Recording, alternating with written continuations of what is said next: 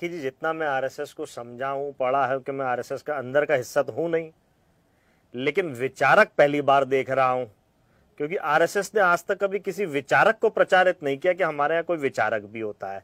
तो उन विचारक जी को भी सुन लिया हमने, दिनेश उपाध्याय जी को, फिर अक्षत शर्मा जी को भी हमने सुन लिया, जो राजनीतिक विश्लेषक थे, वो भी आरएसएस विचारक ही लग रहे थे। और नेता बीजेपी तो केवल नेता बीजेपी, वो तो है ही विचारक, उनके तो विचार भारतीय जनता पार्टी के अंदर कूट कूट के भरे हुए। तो 3 लोगों के बाद, चौथे हमारे कांग्रेस साथी के बाद 5वां मैं आया हूं, तो मुझे तो ऐसा लग रहा था कि हम कहीं कुछ बात आरएसएस को लेके नहीं कर रहे, केवल प्रवचन चल रहे थे। आरएसएस की उपलब्धि कोई बात बताई नहीं जा रही थी कि हमने ये काम किया तो उसका परिणाम ये आया, हमने ये काम किया तो हमने उसका ये परिणाम आया, कहीं कोई बात नहीं। और जो जिस तरीके से नेता बीजेपी कह रहे थे परम पूज्य आदरणीय, और उन्होंने जो आज बातें कही कि हमें देसी अपनाना है, कोको कोला नहीं अपनाना, कौन लेके आ रहा है? क्या कांग्रेसी लेके आ रहे हैं? क्या समाजवादी पार्टी के लोग लेके आ रहे हैं?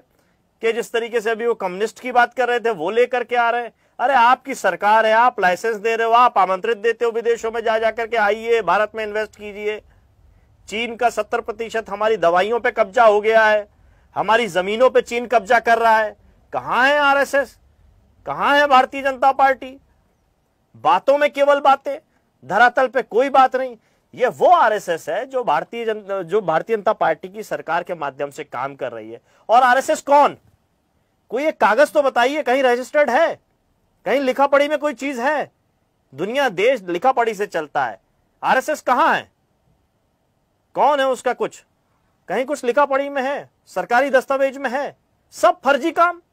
हाँ, अपने 100 से ज्यादा अधिक संगठन जरूर बना के रखे हुए हैं जो ये कहते हैं हम आरएसएस के लिए काम करते हैं। आरएसएस कौन?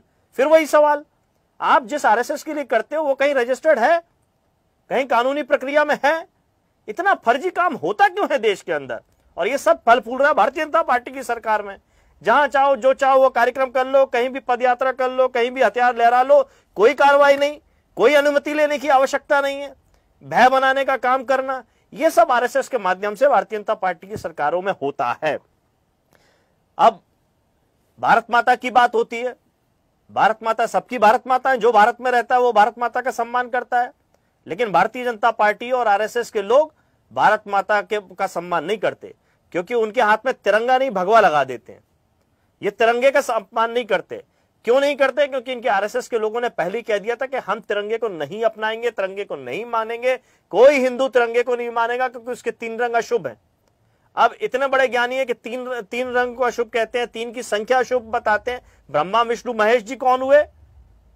हर भारतीय हिंदू जो है, सनातनी जो है, वो ब्रह्मा विष्णु महेश की पूजा करता है।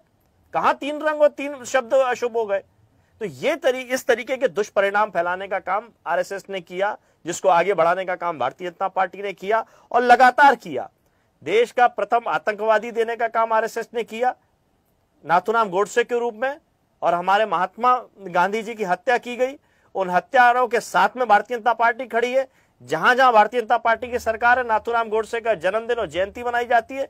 यहां तक हम देखते हैं कि भारतीय जनता पार्टी की सरकार में ग्वालियर में मंदिर बन जाता है, मूर्ति पूजा होती है, कोई कार्रवाई नहीं होती है, केवल दिखावा होता है, और लगातार ये चीज होती है। और जितने लोग नाथूराम गोडसे को महिमा मंडित करते हैं, अगर आप उनकी बैकग्राउंड में जाएंगे, उनके इतिहास में जाएंगे, तो वो आरएसएस और बीजेपी के लोग लगेंगे। तो स्पष्ट तौर पे दिखता है ये हत्यारों का संगठन है, हत्या करने वालों का संगठन है, हत्या की पैरवी करने वालों का संगठन है। देश हित में इनका कोई योगदान है नहीं, केवल झूठी बातें हैं, हकीकत से बहुत दूर है। बाबा साहब अंबेडकर जी का इन्होंने अपमान किया। इन्होंने संविधान को यह कहा कि इसमें कोई भी भारतीयता नहीं झलकती है, ये भारतीयों के खिलाफ है। तिरंगे के खिलाफ ये रहे, संविधान के खिलाफ ये रहे, बाबा साहब के खिलाफ ये रहे, महात्मा गांधी के खिलाफ ये रहे। साथ में किसके खड़े थे? साथ में खड़े थे अंग्रेजों के, क्योंकि जितने भी कार्यक्रम अंग्रेजों के चलाए जा रहे थे, किसी भी कार्यक्रम के विरोध में आरएसएस और भारतीय जनता पार्टी के लोग खड़े हुए दिखाई नहीं दिए। तो ये सारी चीजें स्पष्ट करता है कि केवल राजनीतिक लाभ के लिए, लोगों को गुमराह करने के लिए इन्होंने काम किया और कुछ भी नहीं किया। हम इनसे उपलब्धि के नाम पे पूछे ना, आरएसएस, आप बार बार कह रहे हो आरएसएस ने बहुत अच्छा किया। अभी भारतीय जनता पार्टी के नेता महेश वर्मा जी, हिंदुस्तान में रहने वाला हिंदू, अरे हिंदुस्तान शब्द दिया किसने? हिंदू शब्द दिया किसने? ये सब मुगल शासकों का दिया हुआ हिंदुस्तान शब्द और हिंदू शब्द, और आप उसको अपनाए हुए हो। और दूसरी तरफ ढोंग करते हो कि नहीं हम मुगलों के खिलाफ हैं, इस्लामी लोगों के खिलाफ हैं। तो पहले तय कर लो आप, अगर खिलाफ हो तो उनको अपनाते क्यों उनकी बातों को अपनाते हो, क्यों देश की जनता को गुमराह कर रहे हो। तो ये जो गुमराह करने का काम भारतीय जनता पार्टी और आरएसएस के माध्यम से चल रहा है, ये बड़ा ही दुर्भाग्यपूर्ण है। देश के अंदर केवल जहर घूमना, धर्म के नाम पे, जाति के नाम पे, संप्रदाय के नाम पे, क्षेत्र के नाम पे, यही भारतीय जनता पार्टी की सरकार है जो महाराष्ट्र के अंदर हिंदी भाषियों को पीटती है, कोई कार्रवाई नहीं होती, उनको आगे बढ़ाने का काम होता है। गुजरात के लोगों के लिए अलग बातें हैं। ये पूरे देश के अंदर जो सांप्रदायिक रंग, जो एक घृणा और बेमनसता फैलाई हुई है, ये पूरी तरीके से आरएसएस की देन है और ये लगातार यही काम कर रही है। बिल्कुल।